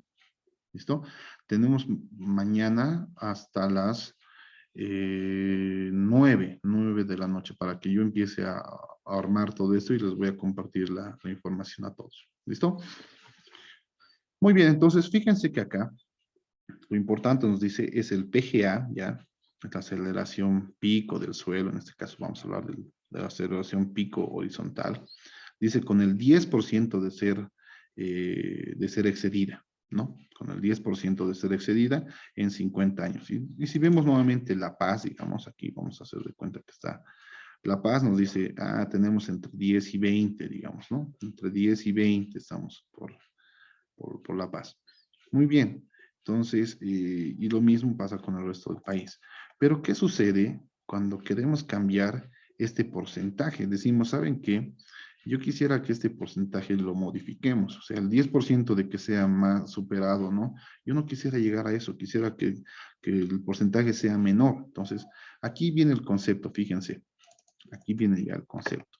Entonces, decimos, en la foto 12, fíjense, aquí atrás estábamos con la 11, ahora llegamos a la 12, y dice, ahora es la aceleración pico, ya la aceleración pico del suelo, en este caso horizontal, la aceleración pico, la aceleración horizontal pico, con 2% de probabilidad de excedencia, es decir, el 2%. O sea, ya tenemos en este cuanto el 98% vamos a decir, de que esté en ese rango, ¿ya? O sea, de que no tengamos mayor problema, digamos. Y que esto también va a tener unos 50 años de vida útil. Y fíjense que acá, en Bolivia, como le estamos hablando, eso es un tema más de probabilidad. Si queremos tener un modelo más refinado, digamos, y que sea más probable, digamos, entonces también obviamente vamos a encarecer la estructura. Fíjense que ya tenemos un colorcito del amarillo que pasa a un tema ya de transición, ¿ya? Fíjense, entonces, si bien en un principio estábamos de 10 a 20, La Paz en este caso ya se comporta, vamos a llamarla acá, que tiene valores más altos. Y fíjense cómo la falla de Mandillapecua ya está de un color más rojito, entre 80 y 120, que al principio, si nosotros revisábamos, estaba más o menos entre 40 y 60, ¿no es cierto? Entonces, ese es el gran detalle. Cuando uno se va orientando a esta situación, fíjense que acá La Paz podríamos traducirlo ya en este color, digamos, ¿no? Entre 20 y 40, lo que en un principio teníamos entre 20 y 30, ¿no?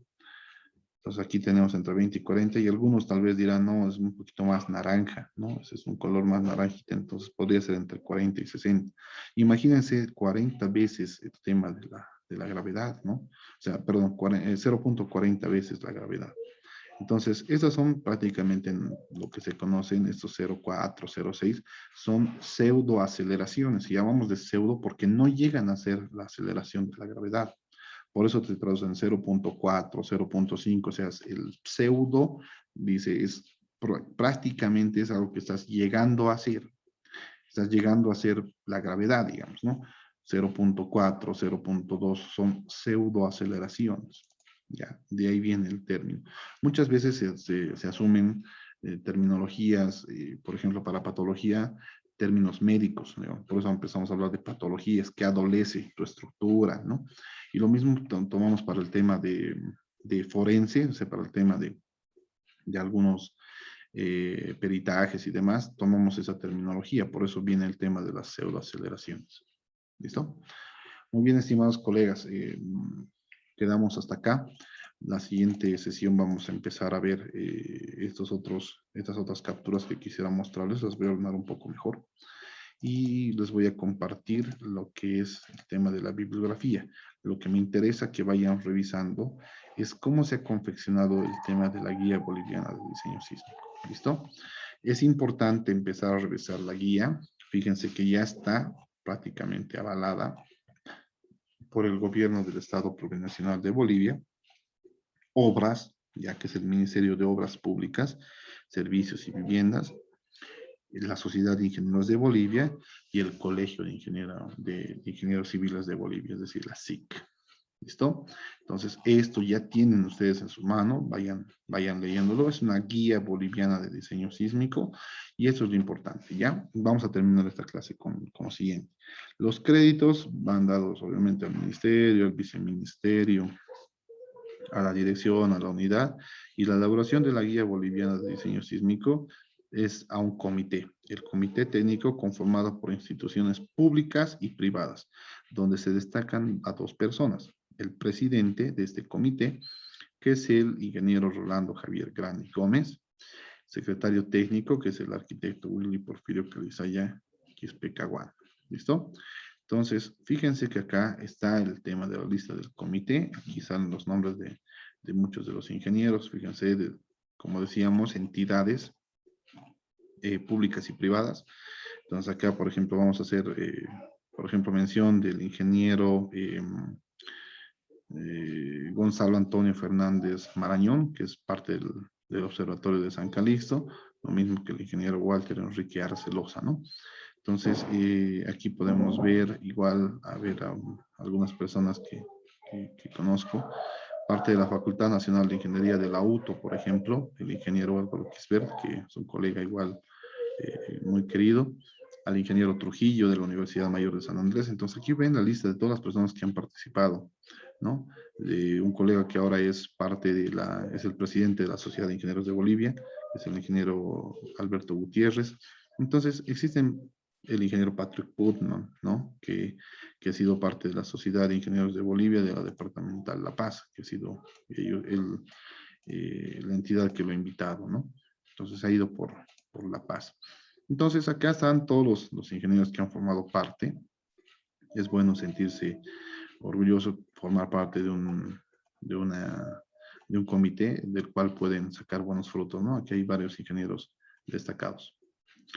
Y los colaboradores nacionales, los que han participado de manera, digamos, indirecta, ¿no? Que han estado presentes en algunos, o que han formado partes de acápites especiales, ¿no?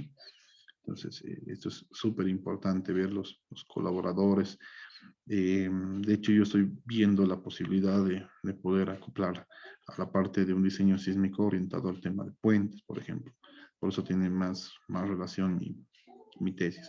Entonces, en algún momento seremos parte nosotros también, los que estamos cursando estos diplomados. Sería un orgullo que formemos parte de este, ¿no? Entonces, lean por favor el tema de la presentación, que hace referencia un poco al presidente del comité técnico, el ingeniero Rolando Grandi, cómo ha sido la reseña de todo este tema hasta llegar a la GBDS 2020, ¿ya? Y esto es lo más importante. Fíjense que esa es una resolución ministerial, ¿ya? Esto por eso está escaneado, así que ya es una resolución que al final dice, o sea, en su apartado dice, por lo tanto, o sea, por tanto, el Ministerio de Obras Públicas y demás, en ejercicio de sus atribuciones conforme al numeral 22 del párrafo 1 del artículo 14 del Decreto Supremo, bla, bla, bla, bla, bla, bla, bla, resuelve, primero, aprobar la Guía Boliviana de Diseño Sísmico en sus 12 títulos y 3 anexos, que en adjunto se encuentran y forman parte integrante de la misma. ¿Listo? Entonces se están aprobando en este caso la guía. Y número 2 dice, el Ministerio de Obras Públicas y Servicios a través del viceministerio, es el encargado de la aplicación y la difusión de la presente resolución. Entonces, esto ya se vuelve, entonces, al ser aprobada esta guía de diseño sísmico, ya se vuelve de carácter obligatorio el tema del diseño, ¿no? Entonces, ese es un gran paso, fíjense, en este caso lo firmó el que en su momento fue el ministro, el licenciado Hernán Iván Arias, que es ahora el alcalde de nuestra ciudad de La Paz, ¿no? Entonces, léanlo, por favor, vamos viendo este tema de las zonas, son 127 páginas que hay que empezarlas a revisar, es lo que hemos empezado a hablar, pero con lo que ya les he comentado, ustedes ya van a tener una primera base de poder empezar a investigar, ¿no? A veces es bueno que nos abran la puerta y uno, bueno, investigar por su parte y empezar a crecer en este tema. Ese va a ser nuestro pan de cada día, los diseños sismoresistentes, el tema de patologías, el tema de amenazas, de vulnerabilidades y finalmente el tema de riesgos. ¿Listo? Bueno, ingenieros, entonces yo los dejo. Voy a terminar de grabar esta sesión y estamos en contacto. Un placer siempre estar con ustedes. Que tengan buenas noches. Gracias, Inge.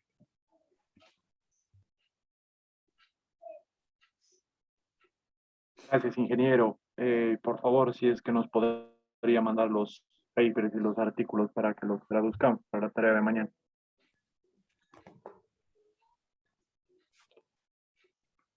Perfecto, claro que sí. Gracias, estimados ingenieros, a ustedes por el tiempo prestado. ¿Listo? Entonces les mando esto en un momento al grupo que tenemos y comenzaremos con los trabajos. Gracias. Gracias. Gracias, buenas noches.